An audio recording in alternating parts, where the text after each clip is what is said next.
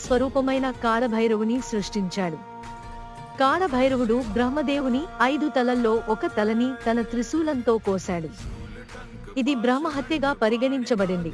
అందుకే కాళభైరవుడు బ్రహ్మహత్య పాపం నుంచి విముక్తి పొందేందుకు కాశీ, వారణాసి నగరానికి వెళ్ళాడు.